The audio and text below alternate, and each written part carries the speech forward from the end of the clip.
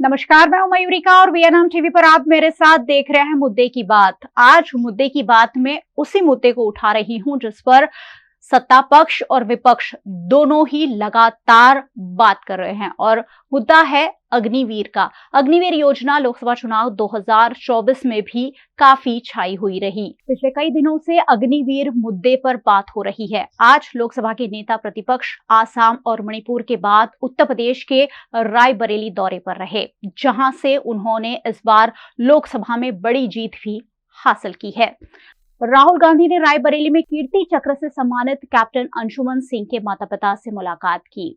राहुल गांधी ने guest house में उनके साथ चाय भी पी और उनके जज्बातों को साझा किया। राहुल गांधी ने इस मौके पर कहा कि हम आपके साथ खड़े हैं। उन्होंने करीब 40 मिनट तक शहीद के परिवार से बात की। राहुल गांधी से मिलने के बाद शहीद कैप्टन की मां मंजू ने कहा कि अग्निवीर योजना बंद होनी चाहिए। ये योजना सैनिकों के लिए सम्मानजनक नहीं है। इसको लेकर राहुल गांधी ने पॉजिटिव रिस्पांस भी दिया है। उम्मीद है कि जब वो सत्ता में आएंगे तो इस पर जरूर काम करेंगे।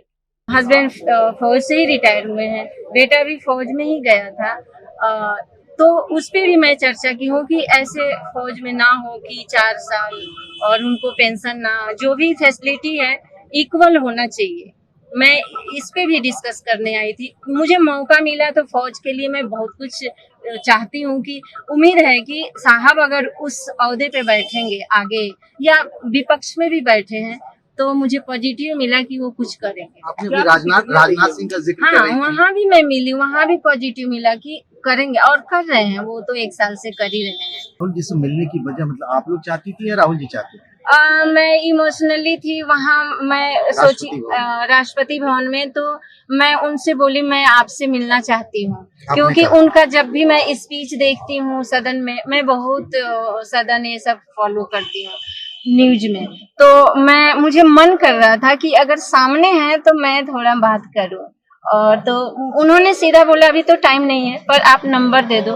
तो उस दिन से मुझे बार बार कॉल हुआ, क्योंकि मैं थोड़ा और भी कहीं गई थी, तो हमें बुलाया गया और ये रिस्पेक्ट सर आंखों पे। वैसे आपको याद ही होगा कि 3 दिन पहले शहीद की पत्नी स्मृति ने राष्ट्रपति द्रौपदी मुर्मू के हाथों से कीर्ति चक्र लिया है। लोकसभा में विपक्ष के नेता राहुल गांधी ने हाल ही में सेना में भर्ती की अग्निपथ योजना पर सवाल खड़ा किया था, जिसके बाद ये मुद्दा फिर से चर्चा में है। केंद्र एक तरफ इसे युवाओं के बेहतर भविष्य के लिए सही योजना करार दे रहा है, सत्ता पक्ष अपनी बात कर रहा है, वहीं विपक्ष जो है वो लगातार सरकार पर हमलावर है।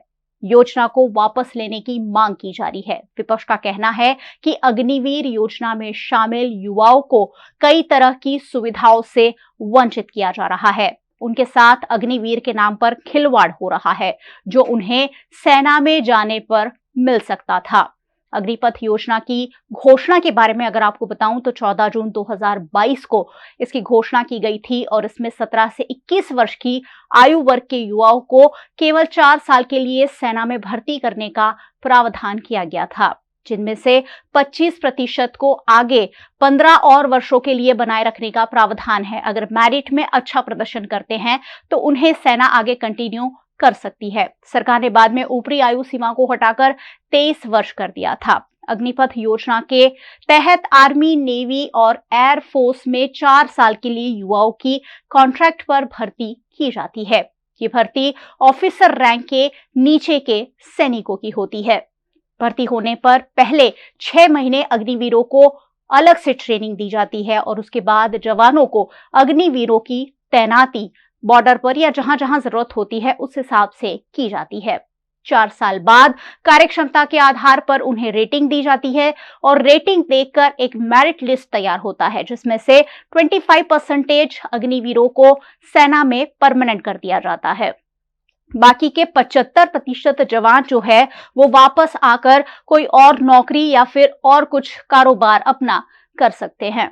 अग्निवीरों को 4 साल की सेवा पूरी करने के बाद 12वीं के समकक्ष का एक सर्टिफिकेट भी सरकार की ओर से दिया जाता है। अग्निवीरों को पहले साल 30,000, दूसरे साल 33,000, तीसरे साल 36,000 और चौथे साल 40,000 वेतन मिलता है। 4 साल की सेवा में अग्निवीर जवान के वेतन से कॉपर्स फंड में 5.02 यानी 5,02,000 रुपए जमा होता है। इतना ही पैसा सरकार भी उन्हें देती है। यानी 4 साल की सेवा निधि के बाद पैकेज के तौर पर एक जवान को जब वो 4 साल बाद सेना छोड़ता है तो करीब 11.71 लाख रुपए उससे मिलते हैं और इस पर कोई टैक्स सरकार नहीं लगाती है।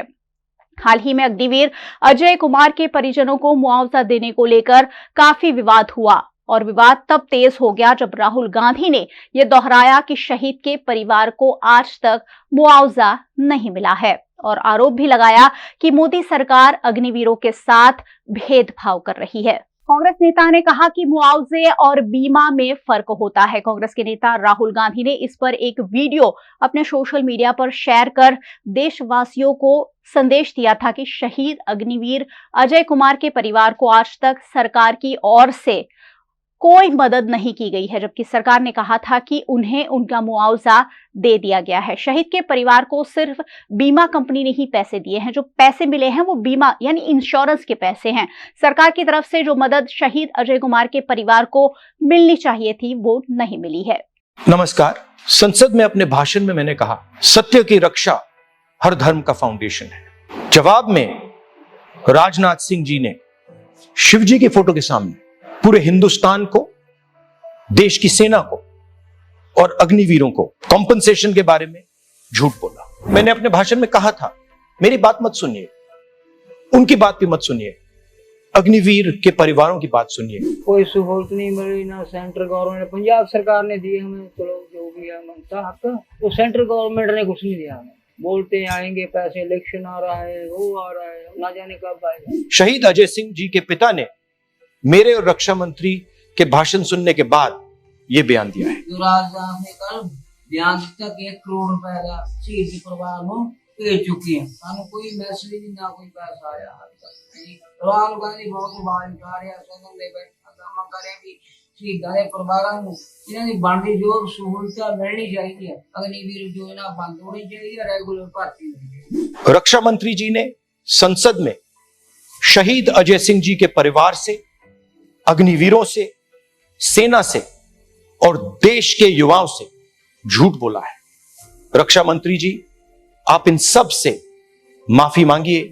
डरो मत, डराओ मत, सत्यमेव जयते।